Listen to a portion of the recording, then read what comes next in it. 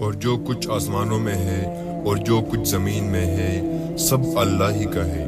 وہ جسے چاہے بخش دے اور جسے چاہے عذاب کرے، اور اللہ بخشنے والا اور مہربان ہے۔ اے ایمان والو، دگنا چکنا سود نہ کھاؤ اور اللہ سے ڈرو تاکہ نجات حاصل کرو، اور دوزخ کی آگ سے بچو جو کافروں کے لیے تیار کی گئی ہے، اور اللہ اور اس کے رسول کی اطاعت کرو تاکہ تم پر رحمت کی جائے، اور اپنے پروردگار کی بخشش اور بہشت کی طرف لپکو جس کا عرض آسمان اور زمین کے برابر ہے، اور جو اللہ سے ڈرنے والوں کے لیے تیار کی گئی ہے۔ جو آسودگی اور تنگی میں اپنا مال اللہ کی راہ میں خرچ کرتے ہیں اور غصے کو روکتے اور لوگوں کے قصور معاف کرتے ہیں، اور اللہ نیکوکاروں کو دوست رکھتا ہے۔ اور وہ کہ جب کوئی کھلا گناہ یا اپنے حق میں کوئی اور برائی کر بیٹھتے ہیں تو اللہ کو یاد کرتے ہیں اور اپنے گناہوں کی بخشش مانگتے ہیں، اور اللہ کے سوا گناہ بخش بھی کون سکتا ہے، اور جان بوجھ کر اپنے افعال پر اڑے نہیں رہتے۔ ایسے ہی لوگوں کا فیصلہ پروردگار کی طرف سے بخشش اور باغ ہے جن کے نیچے نہریں بہہ رہی ہے، اور وہ ان میں ہمیشہ بستے رہیں گے، اور اچھے کام کرنے والوں کا بدلہ بہت اچھا ہے۔ تم لوگوں سے پہلے بھی بہت سے واقعات گزر چکے ہیں، تو تم زمین میں سیر کر کے دیکھ لو کہ جھٹلانے والوں کا کیسا انجام ہوا۔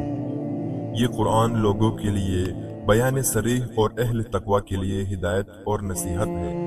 اور دیکھو، بددل نہ ہونا اور نہ کسی طرح کا غم کرنا۔ اگر تم مومن صادق ہو تو تم ہی غالب رہو گے۔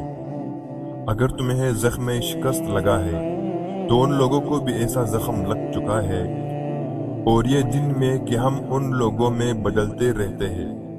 اور اس سے یہ بھی مقصود تھا کہ اللہ ایمان والوں کو متمیز کر دے اور تم میں سے گواہ بنائے، اور اللہ بے انصافوں کو پسند نہیں کرتا۔ اور یہ بھی مقصود تھا کہ اللہ ایمان والوں کو خالص مومن بنا دے اور کافروں کو نابود کر دے۔ کیا تم یہ سمجھتے ہو کہ بے آزمائش بہشت میں داخل کیے جائیں گے، حالانکہ ابھی اللہ نے تم میں سے جہاد کرنے والوں کو تو اچھی طرح معلوم کیا ہی نہیں، اور یہ بھی مقصود ہے کہ وہ ثابت قدم رہنے والوں کو معلوم کرے گا۔ اور تم موت شہادت کے آنے سے پہلے اس کی تمنا کیا کرتے تھے، سو تم نے اس کو آنکھوں سے دیکھ لیا۔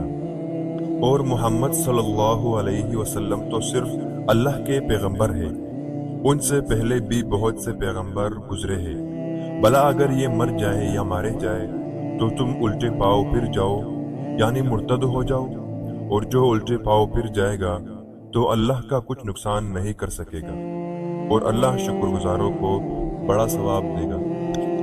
اور کسی شخص میں طاقت نہیں کہ اللہ کے حکم کے بغیر مر جائے، اس نے موت کا وقت مقرر کر لکھ رکھا ہے۔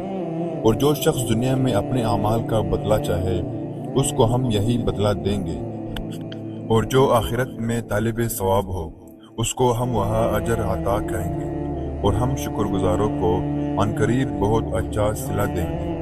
اور بہت سے نبی ہوئے ہیں جن کے ساتھ ہو کر اکثر اہل اللہ کے دشمنوں سے لڑتے ہیں، تو جو مصیبتیں ان پر راہ اللہ میں واقع ہوئی ان کے سبب انہوں نے نہ تو ہمت ہاری اور نہ بزدلی کی، اور نہ کافروں سے دبے، اور اللہ استقلال رکھنے والوں کو دوست رکھتا ہے۔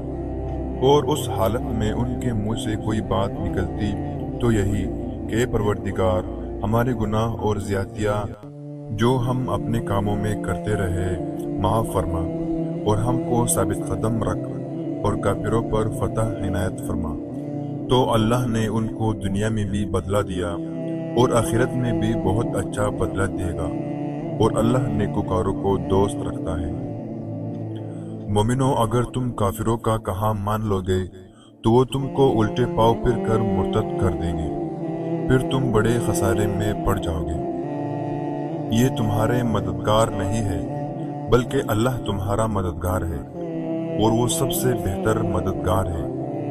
ہم عنقریب کافروں کے دلوں میں تمہارا رعب بٹھا دیں گے، کیونکہ یہ اللہ کے ساتھ شرک کرتے ہیں جس کی اس نے کوئی بھی دلیل نازل نہیں کی، اور ان کا ٹھکانہ دوزخ ہے، اور ظالموں کا بہت برا ٹھکانہ ہے۔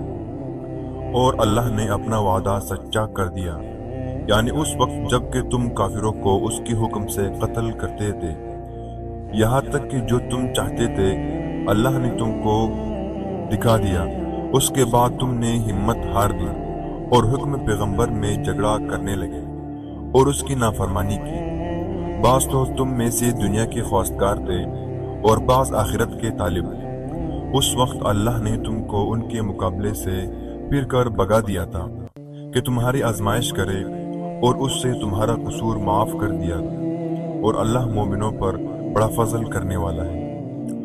وہ وقت بھی یاد کرنے کے لائق ہے جب تم لوگ دور بھاگے جاتے تھے اور کسی کو پیچھے پھر کر نہیں دیکھتے تھے، اور رسول اللہ تم کو تمہارے پیچھے کھڑے بلا رہے تھے، تو اللہ نے تم کو غم پر غم پہنچایا تاکہ جو چیز تمہارے ہاتھ سے جاتی رہی یا جو مصیبت تم پر واقع ہوئی ہے اس سے تم اندوہناک نہ ہو، اور اللہ تمہارے سب اعمال سے خبردار ہے۔ پھر اللہ نے غم و رنج کے بعد تم پر تسلی نازل فرمائی، یعنی نیند، کہ تم میں سے ایک جماعت پر طاری ہو گئی، اور کچھ لوگ جن کو جان کے لالے پڑ رہے تھے اللہ کے بارے میں ناحق ایام کفر کے سے گمان کرتے تھے، اور کہتے تھے بھلا ہمارے اختیار کی کچھ بات ہے؟ تم کہہ دو کہ بے شک سب باتیں اللہ ہی کے اختیار میں ہیں۔ یہ لوگ بہت سی باتیں دلوں میں مخفی رکھتے تھے جو تم پر ظاہر نہیں کرتے تھے۔ کہتے تھے کہ ہمارے بس کی بات ہوتی تو ہم یہاں قتل ہی نہ کیے جاتے۔ کہہ دو کہ اگر تم اپنے گھروں میں ہی ہوتے تو جن کی تقدیر میں مارا جانا لکھا تھا وہ اپنے اپنے قتل گاہوں کی طرف ضرور نکل آتے۔